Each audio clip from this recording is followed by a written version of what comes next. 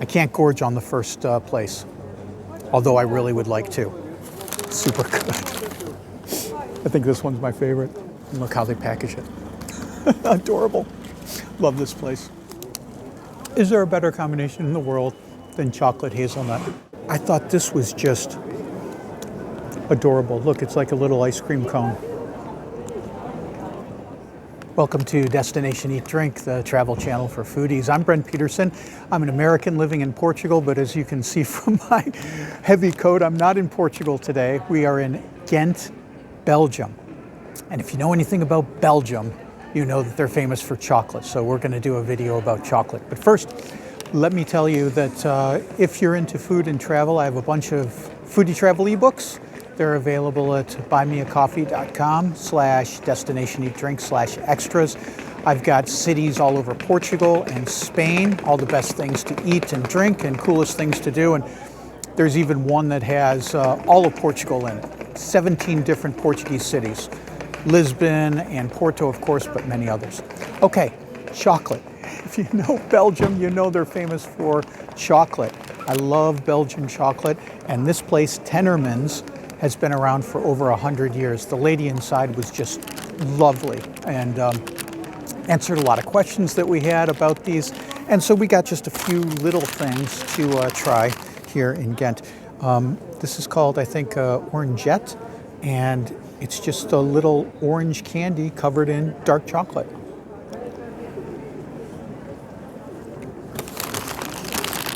Divine. Really good. So good. Okay. This big guy is marshmallow covered in dark chocolate.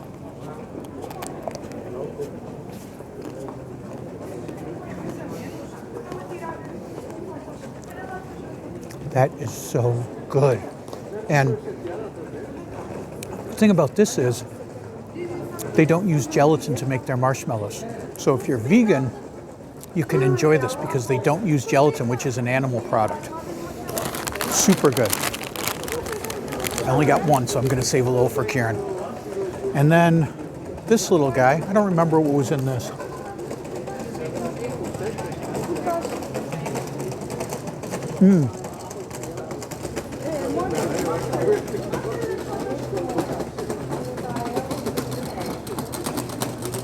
So that's like a marshmallow too. Could be a little taste of coconut in there, I'm not sure. Okay, Karen said before she turned on the video, she's like, remember, pace yourself, we're going to a lot of places. Yes, we're gonna visit a lot of chocolate places today, so I can't gorge on the first place, although I really would like to. Super good. I think this one's my favorite.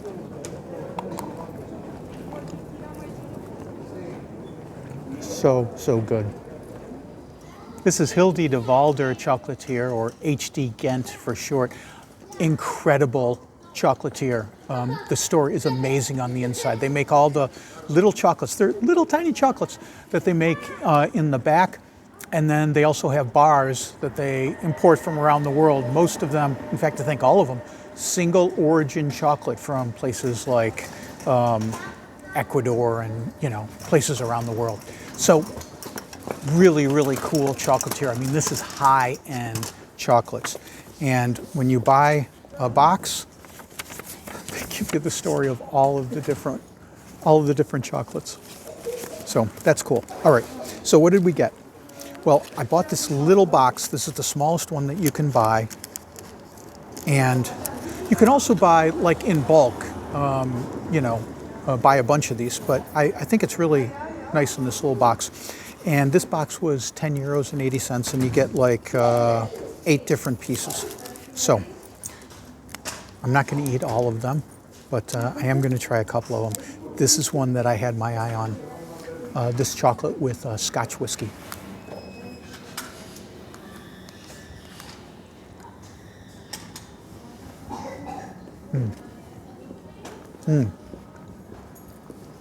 Wow. So sometimes the ganache on the inside is really, really soft and gooey. This is more solid. So Beautiful, lovely taste. Dark chocolate coated. I got all dark chocolates. And then this other one that I had my eye on, lavender. See the little lavender flower on top? Oh.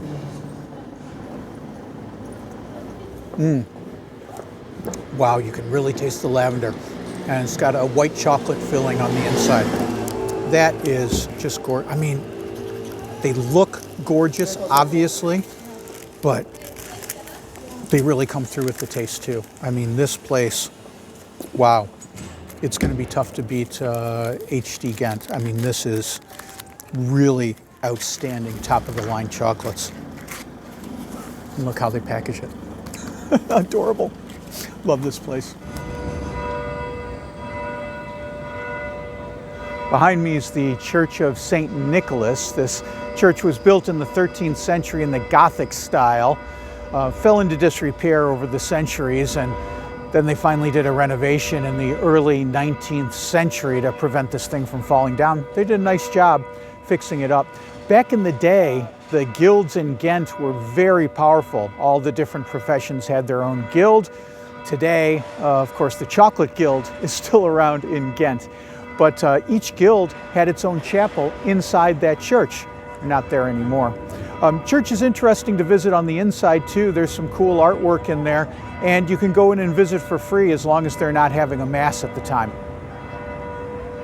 Next stop is Van Hoorebeke Chocolatier. These guys have been around for over 40 years. It's another really fancy high-end chocolatier. They've got boxes that you can get filled with chocolates, but I just, you know, we're going to a bunch of places. I can't get all these boxes of chocolate. So I just got a couple of different ones. Look how beautifully they designed the top of this one.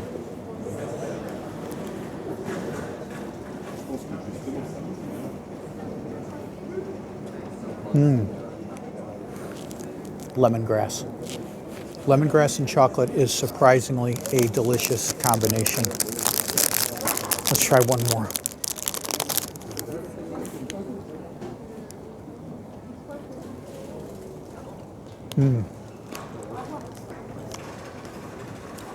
Hazelnut. Is there a better combination in the world than chocolate hazelnut? When I first started making gelato, the first real fancy flavor that I did was chocolate hazelnut. I love the combination of chocolate and hazelnut. It is a classic combination. You go to Italy, everyone will has chocolate and hazelnut. I mean, Nutella is one of the most popular treats in the world, and that's chocolate hazelnut. So it makes a great combination. The thing I'm noticing here, as we go to these different places, is the inside, the ganache, tends to be more solid, less gooey than I'm used to in other chocolates. And it doesn't make it worse, it doesn't make it better, it's just different, and I kind of like it. It's something that I'm not necessarily used to, but it's really good, and these guys definitely know what they're doing. Save a little bit of this for later, but yeah, Ghent is a great chocolate town, no doubt about it.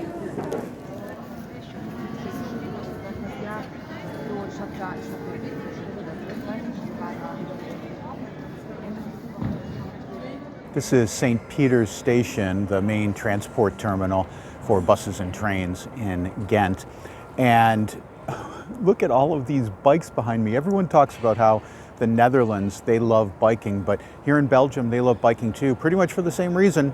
Relatively flat, great biking infrastructure, so you don't have to worry about getting hit by a car, and tons of parking. Only question is, where the heck did I leave my bike?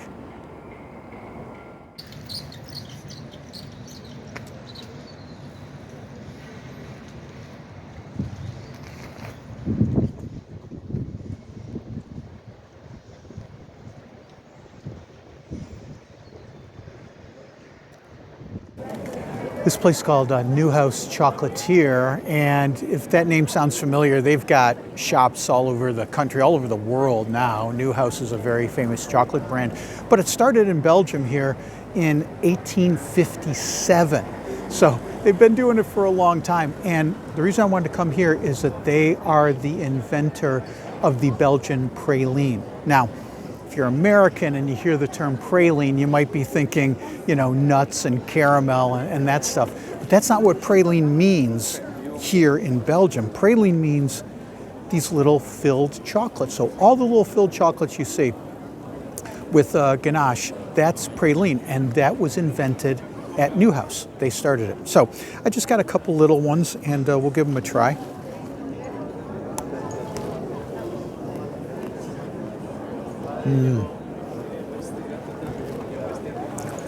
Delish.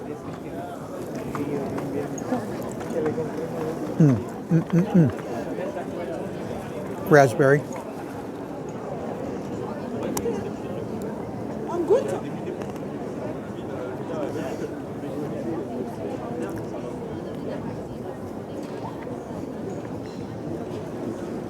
Wow, mirar el castillo de chocolate. Yum. Look at that. Uh-oh, it's starting to rain. And then I thought this was just adorable. Look, it's like a little ice cream cone.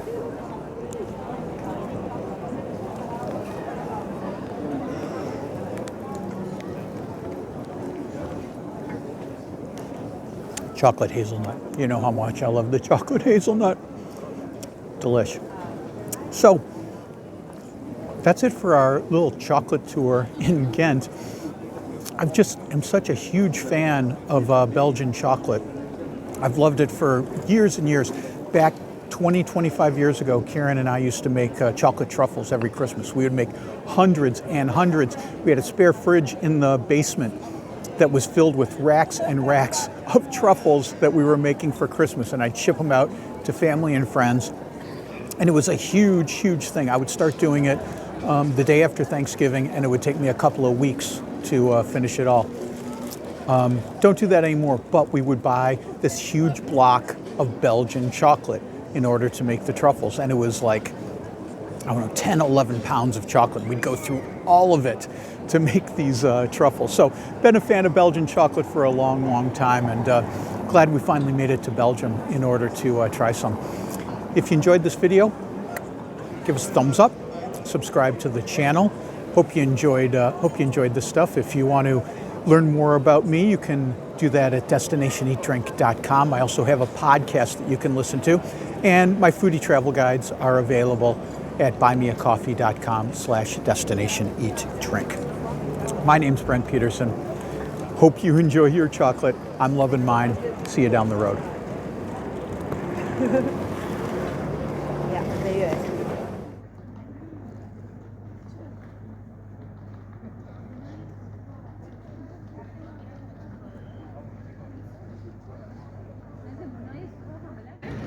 I'm originally from Poland and I'm living here for almost 8 years. I'm blind. I speak 6.5 languages. The half languages, well, the half languages.